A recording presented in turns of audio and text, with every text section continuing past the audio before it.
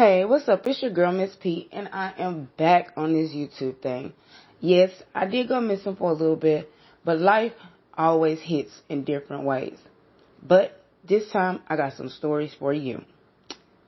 Like, share, and subscribe. Hey, what's up? It's your girl, Miss P, and of course, I have a story for you. This story is about my godfather, Mr. Mumphery. Well, Mr. Mumphery isn't my real godfather, but he should have been. So, I met Mr. Mumphery when I went to Cullen Middle School. And I ended up transferring from Ryan Middle School to Cullen because one of their back class teachers, and yeah, I was in behavior classes, was messing with my grades. Now, I have a behavior problem, yes, I'll go ahead and admit that shit. However, my grades don't mess with them. And my mom didn't play that shit either. She was like, if you said Amber did this, that, and the other, we'll work on it, but don't mess with her grades. Is this the real grade that she's supposed to have? Because the lady gave me a 65 in math. And at that time, math, I was the shit at math. Like, seriously, I was the bomb at math.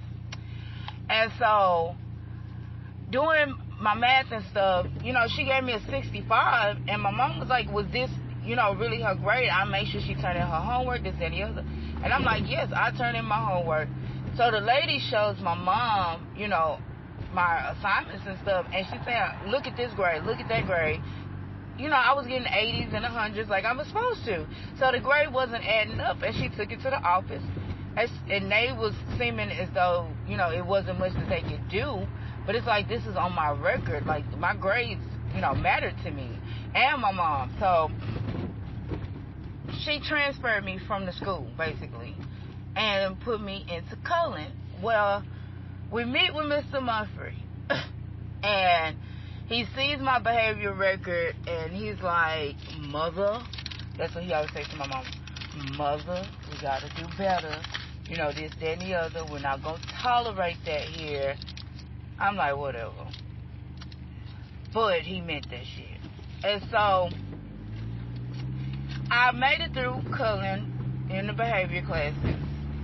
And at one point in time, I was getting picked on, and he actually would address the issues as far as people being picked on, because he was a heavyset dude, so he understood the emotional damage, that it could cause on a teenage girl at that time, or boy. Anytime somebody was being picked on or bullied, period, he addressed it off rip. Like, and that was another thing my mom really liked about him, is that, it was less likely chances that I would be, picked on. But of course you can't save us all. I still was, chastised and stuff like that. But whenever I told him about something, he rectified the situation immediately. When at Ryan, I literally was followed to the bus stop. I was hit with sticks, rocks thrown at me all the way until I got on the bus. I got smacked the hell out of, all that. Like, it was terrible. Anyways, so I make it through Cullen. I go to my 8th grade prom. He's there. Commended me for making it through. This, that, and the other. I go to Yates, and I did 1 year with some lady, I don't know, or man, whatever. That year was a blur because Mr. Mumphery turned around and came to Yates for the rest of my years there. And when I tell you, it was beautiful.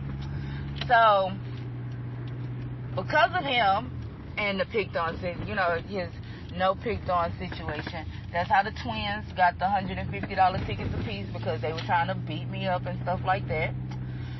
And that story is down below, the two lookalikes. As well as, he made sure that I could get out of back classes. So if you graduate out of high school in back classes, it's not a good look for college at all. So by my 11th grade year, he was trying to ensure that I was out of back classes before I graduated. And I thought that was awesome as well because, he thought about the severity of me graduating with, such a label on me. And he knew I was a good person. And so by my 12th grade year, I had a couple of people that came from Cullen that didn't really care for me and my attitude and my mood that I felt was trying to sabotage that development from happening. That process from happening. Like, I felt the hate, like, for real. And so it was a meeting that they was trying to have without me in there, and I wasn't having it. I was, ain't none of that shit going down. No, I want to be in there. My mom like, go, and we end up getting into it. We end up getting into it to the point where my mom was like, I'm not paying for any of your senior stuff. I was like, you got to be kidding me. Are you serious? Like, over me really wanting to be a part of my own process, for real? And so, it was one of them things though, she was just tired of me not listening to her, period. Like, seriously. And I have to admit the shit, I was not always 100% as her child. And so, it was just enough was enough at that point. And look at the process we were going through and getting me out of. So, once I seen, that was happening, I wrote a letter to Mr. Mumphery. And I considered a lot of things within asking him. And I explained to him what happened and why I wanted to be in the meeting. I felt someone was trying to, sabotage me. As well as I wanted to be a part of my process because I was proud that I was getting out of it. Back classes. I had been in back classes since I was,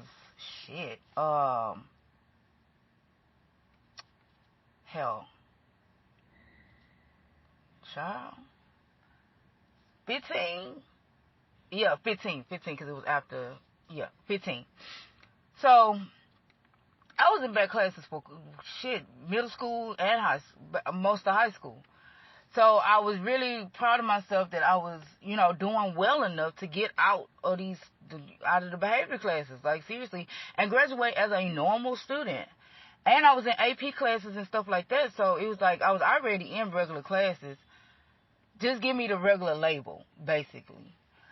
And so I wanted to be a part of the process, but they was, steady hindering me from that, and I felt some type of way, because it's like, y'all ain't do the hard work I did. Like, I had to be good, So, I wrote him a letter, and I expressed myself as far as that. And then I also was like, my mom is a single parent trying to do this for me. She can't pay for my package, my dress, my this, my that. And my sister, she had her children by that time. So, yeah, it was a lot happening during that time. So, about a week later, after me writing this, message to him, I get called into his office. No, I don't get called. I get called to the senior director, over the senior committee people, them people. And they was like, everything is paid for. You just have to show up. Make sure you have your money for the field trips, for food and stuff like that. Just have pocket money. I got my shirt. I got my memory book. I got everything. My mom bought my necklace and my class ring. And I gotta find my class ring, to be honest, now that I'm thinking about it. She bought me a necklace and my class ring because I fixed the situation with her, as well as she appreciated me for finding a way to kind of lighten her load at the same time. But she also wanted to be a part of my senior stuff. It's just I had took her to that point of wanting to just shut off everything. So I had to work my way back into wanting her to be, open to it, and actually apologizing for my part for even embarrassing her like that, because we was at the school too. So, yeah, he has been a major staple in my world as far as school, and one of the many father figures in my life. Really worked with me and my attitude, and making sure I understood where my wrongs were, and actually spoke up for me when I wasn't in the wrong. Because that was a lot of my problems growing up. People didn't understand me. And when I find people that understand me, Amber Michelle, I cherish them big time. Because even I don't understand myself sometimes. And the fact that he took the time out of having this whole school to deal with, he understood me and remembered me and took the time with me and my mom as a single parent to get me through such a milestones. Because technically middle school he got me through, and high school he got me through. That's 2 milestones that he got us through. So she wasn't 100% alone. And for somebody to understand me and know where I'm coming from is a very rarity to find. Because I can be complicated. I can be confusing. I can be adamant. I can be stubborn. I have some trifling ways. But when I'm misunderstood or somebody interpret me and what I'm saying, I blow up. And with him, I didn't have to. I explained myself, and he took my words at face value, because that's how I am. Don't misunderstand what I'm saying, because I'm telling you what I'm saying, you know? And I respect him. He was not somebody I talk back to, because everybody know Amber can talk back to some people. I would never talk back to him. If he saw I was doing something out of line in the hallway, yes, sir. No, sir. I always had the mentality of, if you ain't my daddy, you can't say nothing to me. Hence, I didn't even know. I know my daddy, but none factor. It's like, it really wasn't nothing men could say to me. I felt like men left my mama by herself. So, why should I listen to you? Why should I respect you? Why should I even care about you? So I did have that disposition about men at one point in time in my life. Not no more. I cherish them now.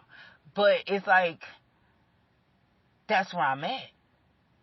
That's where I was, you know.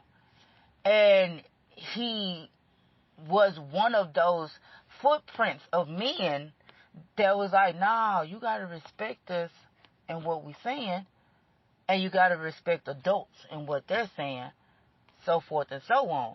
So it was a major guidance that happened with him from middle school to high school, of knowing boundaries and respect. Now, nowadays I pick and choose, you know, my respect level for people because of how they treat me. But I understand the importance and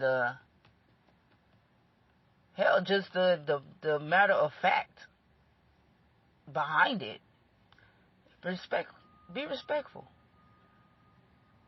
Period. No matter the gender, be respectful. And he taught me respect, because I did not have it. I was a Neanderthal. I was a hoodlum, as they say.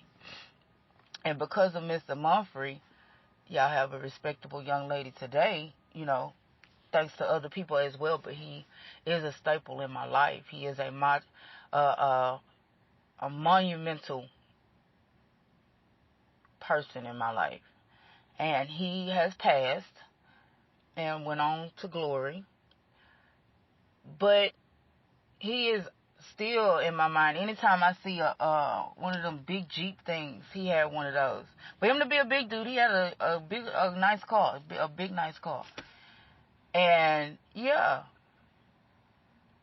every time I see one of them, no, it was a Hummer. That's what it was, because I was like, it was bigger than a Jeep.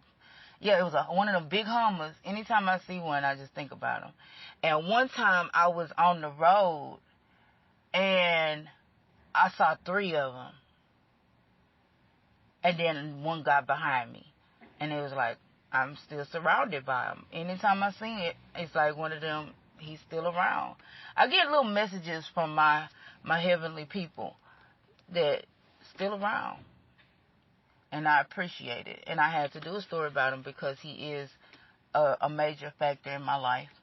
And I am going to do a story about all the other people who are in my life. Well, no longer in my life, but still in my life, technically, because they watching over me. But, of course, that's too emotional for me right now. But I did have to take the time out to do his story because it crossed my mind. And that means he still thinks of me and still watches over me, as I grow up. So like I always say, God bless your heart and all your parts. Like, share, subscribe. Bye.